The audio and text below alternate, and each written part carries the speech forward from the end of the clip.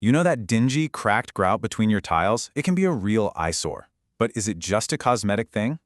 Well, one restoration company has built a really compelling case that it's a much bigger problem than you'd think.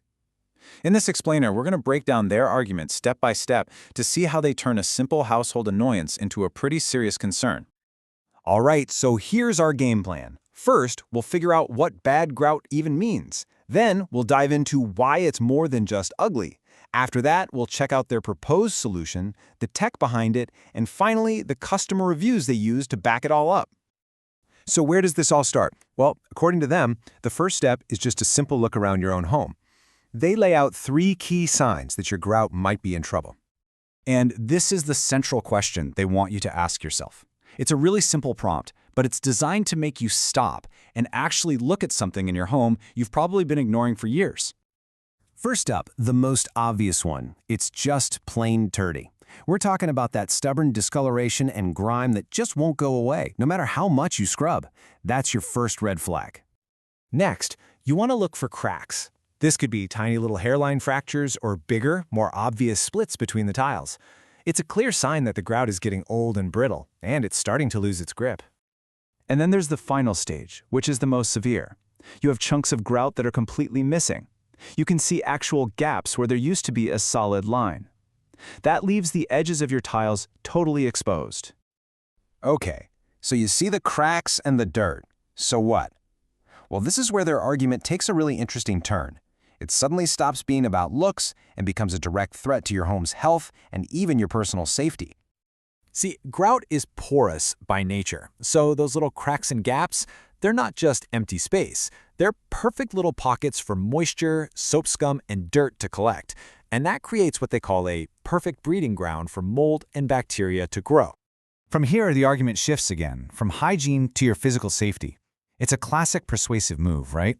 They're connecting a small problem in your home to a much bigger, much scarier issue, in this case becoming a statistic from a slip and fall.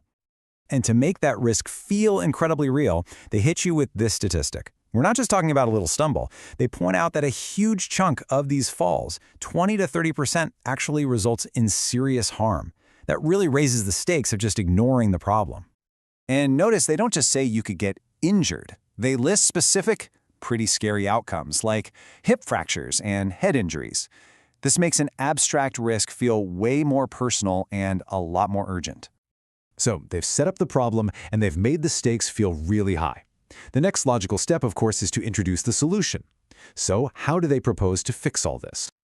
Their answer is a very methodical, 4-step process. They lay it all out. Start with steam cleaning, then rip out and replace old caulking, get rid of any mold, and finally re-grout and seal everything. By breaking it down like this, they make it feel like a comprehensive restoration, not just a quick fix. Of course, a process is only as good as the tools you use. So the next part of their pitch is all about what makes their approach so effective and what makes them trustworthy. And here's where they bring in the tech. They talk about using a nano-ceramic sealer. The whole idea is that it works on a microscopic level to fill in tiny crevices and create this powerful barrier that repels dirt. It sounds very scientific and advanced, which gives you a sense of high performance and durability. And what's the big payoff for all this high-tech work? It's a very simple but very powerful promise. Instant results.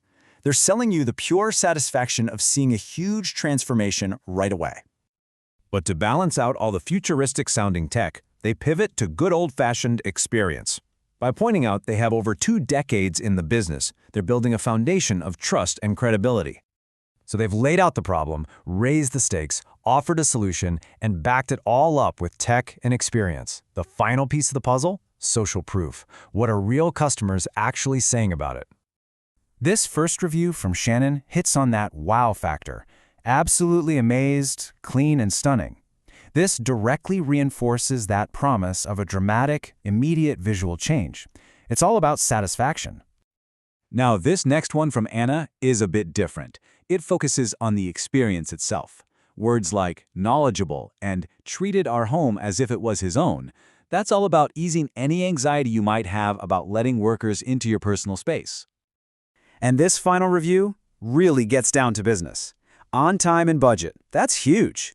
Plus, the fact that they give maintenance advice shows they're thinking about the long term. It frames the whole service as a solid investment, not just a one-time repair.